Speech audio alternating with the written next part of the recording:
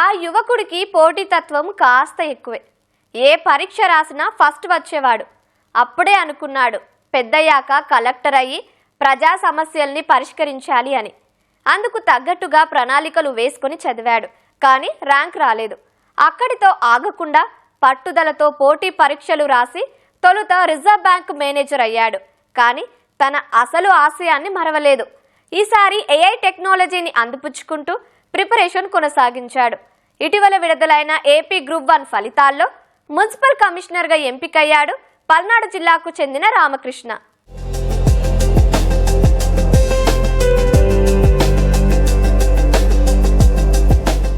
వెనుకబడిన ప్రాంతం నుంచి వచ్చిన ఈ యువకుడు సమాజంలోని వెనుకబాటుతనాన్ని, పేదరికాన్ని రూపుమాపేందుకు తన వంతు ప్రయత్నం చేయాలనుకున్నాడు. సాధారణ వ్యవసాయ కుటుంబం అయినప్పటికీ సివిల్స్ ద్వారా ప్రజలకు సేవ చేయాలని తపించాడు. పలుమార్లు సివిల్స్ మెయిన్స్ పూర్తి చేసి ఇంటర్వ్యూ వరకు వెళ్లినా అదృష్టం వరించలేదు. కానీ నిరుత్సాహపడలేదు. పట్టుదలతో పోటీ పరీక్షలు రాసి తొలుత రిజర్వ్ బ్యాంక్ మేనేజర్, ఇప్పుడు గ్రూప్ 1 ఆఫీసర్ అయ్యాడు.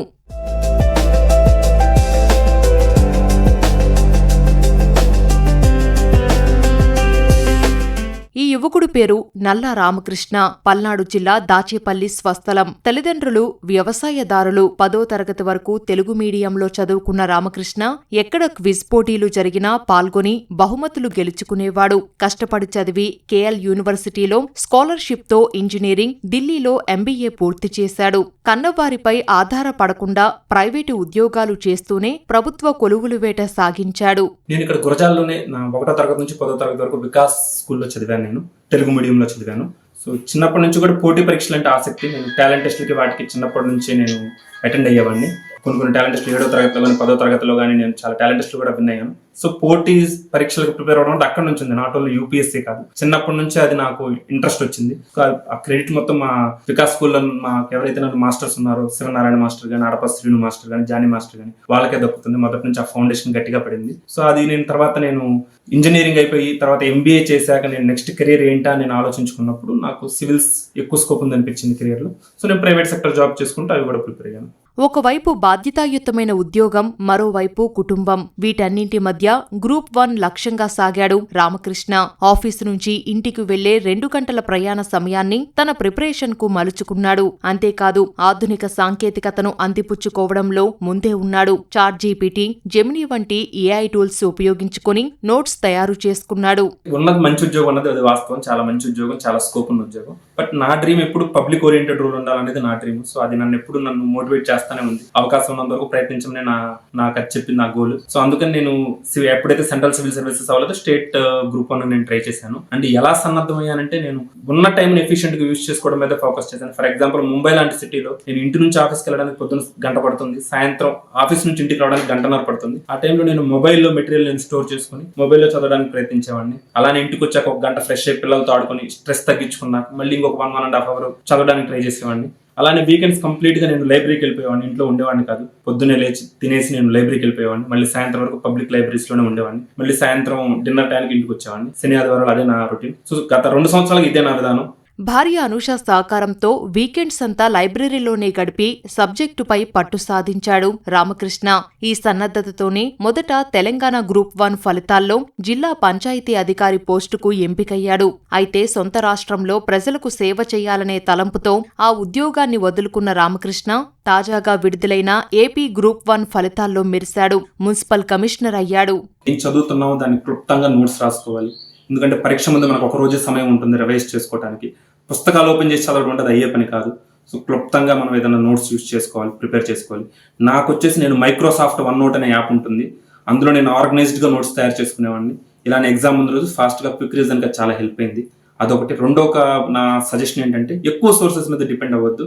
సోర్సులు తగ్గించుకోండి. అథెంటిక్ సోర్సెస్ ఏదైతే ఉన్నాయో ఏ పర్టికులర్ సబ్జెక్ట్కి 1-2కి రిస్ట్రిక్ట్ అవ్వండి.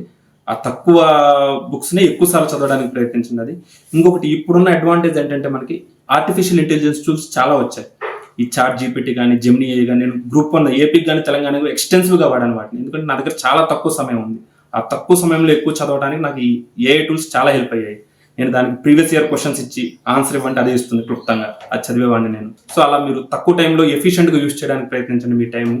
ఇది నేను సలహా ఇవ్వాలి. రామకృష్ణ చిన్నప్పటి నుంచి చదువులో చురుగ్గా ఉండేవాడని, తన కష్టానికి తగిన ఫలితం వచ్చినందుకు హర్షం వ్యక్తం చేశారు తండ్రి లక్ష్మయ్య. లక్ష్యాన్ని నిర్దేశించుకొని అందుకు నిరంతరం శ్రమించాడని అంటున్నారు రామకృష్ణ బావ. నుంచి కూడా మా అబ్బాయి చాలా మట్టసంగా పొదుపుగా ఉండేవాడు. 1వ తరగతి కాడి నుంచి కూడా ఎక్కువ రూపాయి ఖర్చు పెట్టేవాడు కాదు, ఎవరు జోలు పోయేవాడు కాదు, నీట్ గా చదువుకునేవాడు. చిన్నగా 10వ తరగతికి వచ్చేసరికి ఈ 3 జిల్లాల టాలెంట్ టెస్ట్ పెట్టారు. పెట్టి 3 జిల్లాల్లో ఫస్ట్ వచ్చాడు. ఇప్పుడు వాళ్ళే 5,000 ఎంతో ఇస్తే అక్కడే ఖర్చు పెట్టేశాం ఫంక్షన్ చేసి. అప్పుడు ఈ శ్రీ చైతన్య వాళ్ళు వచ్చి మేము ఇంటర్ ఫస్ట్ ఫ్రీగా చదువుతామని చెప్పి తీసుకెళ్లారు. 2 సంవత్సరాలు అక్కడ చదివాడు. ఆ నుంచి కేఎల్స్ లో ఇంజనీరింగ్ వచ్చేసింది, టీసీఎస్ లో జాబ్ వచ్చింది. ఇక్కడ బెంగళూరులో 1 సంవత్సరం లోపు చేశాడు ట్రైనింగ్ అయిపోయినాక. ఇంకా అప్పుడు ఢిల్లీలో ఎంబీఏ రాస్తే ఢిల్లీలో సీట్ వచ్చింది. ఢిల్లీలో వస్తే ఢిల్లీ వెళ్ళిపోయింది. అప్పుడు 11 లక్షలు 12 లక్షల ఫీజు.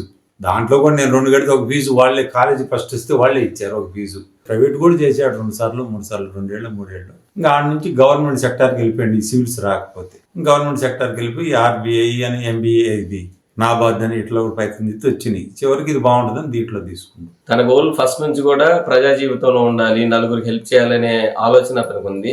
ఫ్రమ్ ద డే 1 ఎలాంటి కాంపిటేటివ్ ఎగ్జామ్స్ రాసినా సరే తను ఎప్పుడు ఫస్ట్ వచ్చేవాడు. ఈ రోజున చిన్న పిల్లలు కూడా 1 గంట కూర్చొని చదవలేని పరిస్థితుల్లో అతను కంటిన్యూస్ గా 15 to 20 అవర్స్ డైలీ ప్రిపేర్ అయ్యేవాడు. చెన్నైలో కానీ హైదరాబాద్ కానీ ఎక్కడున్నా సరే లైబ్రరీస్ ఫెసిలిటీస్ ని యూజ్ చేసుకుని సివిల్స్ కి బాగా ప్రిపేర్ అయ్యాడు. 3 times ఆల్మోస్ట్ ఐఎఫ్ఎస్ లో వచ్చేది, జస్ట్ లాస్ట్ ఇంటర్వ్యూలో మిస్ అయింది తన హెల్త్ ఇష్యూస్ వల్ల.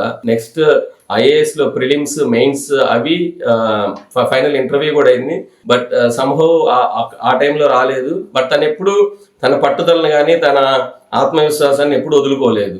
సమయాన్ని, సాంకేతికతను సమర్థంగా ఉపయోగించుకుంటే విజయం తథ్యమని అంటున్నాడు రామకృష్ణ.